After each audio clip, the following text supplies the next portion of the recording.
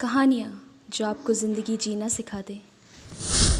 एक कोल फैक्ट्री जिसने रोज़गार देने का वादा किया, जिसने यह दावा किया कि आपको यहाँ रहने खाने की व्यवस्था दी जाएगी, जिसने ये दावे भी किए कि भले आप अपने परिवार को छोड़कर आएंगे पर आपके अपनों को समय पर पैसे पहुँचा दिए जाएंगे। ऐसा मौका देखकर कई मजदूर, इंजीनियर्स अपना अपना गांव शहर छोड़कर वहां चले गए, निकल पड़े कोल माइंस की ओर। पर जब वो वहां पहुंचे तो उन्हें पाया कि यहाँ तस्वीर तो कुछ और ही है। यह निहायती बदतर और जल्लाद शासकों की जगह थी, जहां इंसानों को जानवरों से भी ज्यादा बुरे तरीके से रखा जाता था। वहां लोगों से ऐसा काम करवाया जाता था जो शायद इंसानों के बस का था ही नहीं। वहां लगभग 1000 से 1200 लोग रखे जाते और उनसे काम कराया जाता। खाने को ऐसा खाना जो जानवरों को भी ना दिया जाए, पीने को ऐसा पानी जो शायद जहर से भी बुरा हो। उन्हें ऐसे हालातों में रखा जाता, पीटा जाता और पैसे भी ना दिए जाते। पर उन 1000 आवाजों के बीच कुछ 10 आवाजें बहुत शोर करने लगी थी। धीरे धीरे वो मालिक के कान से लेकर उसके पूरे शरीर को थरथराने लगी थी। वो 10 आवाजें बगावत की आवाजें बन चुकी थी।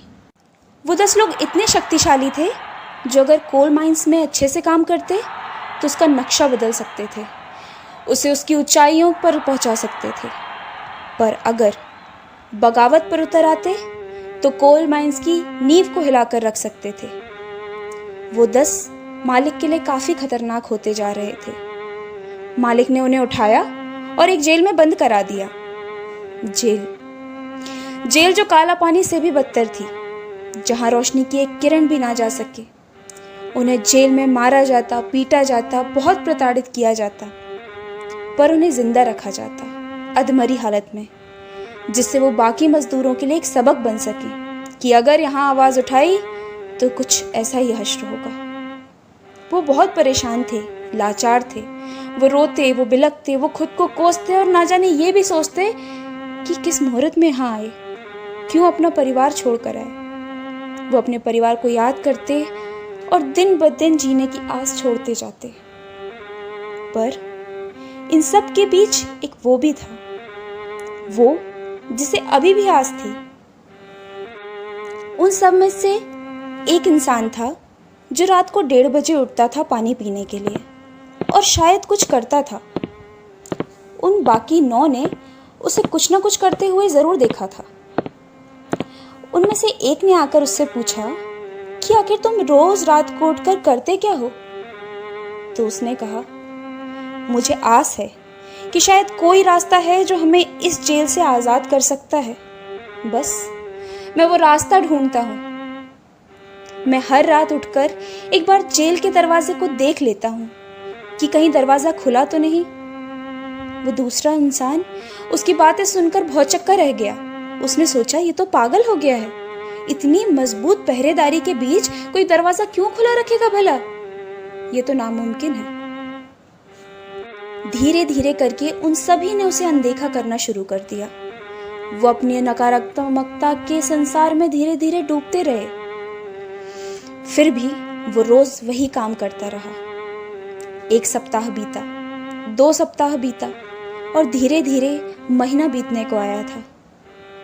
अब उस इंसान की आस भी थोड़ी फीकी सी पड़ने लगी थी, पर उसने रोज दरवाजे देखने को अपना काम बना लिया था। 21वें दिन जब वो 1:30 बजे रात पानी पीने को उठा तो वो पाता है कि जेलर ताले पर चाबी लगाकर छोड़ गया है। बस ये एक मौका जिसने उस 10 की, उन हजारों की और पूरे कोल माइंस की तस्वीर ही बदल दी। मैंने बताया था ना आपको, बहुत ताकतवर थे वो 10। वो चाहते तो कोल माइंस का नक्शा बदल सकते थे। बस उन्हें नक्शा बदल दिया और सबको रिहाई मिली। ये ज़रूरी नहीं कि ज़िंदगी आपको 1000 मौके दे, वो सिर्फ एक मौका देती है।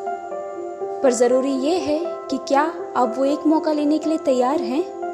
ज़रूरी नहीं कि हर कोशिश में सफलता हाथ आए, पर ज़रूरी ये है कि क्या आप 1000 नाकाम कोशिशों के बाद भी कोशिश करने के लिए तैयार हैं?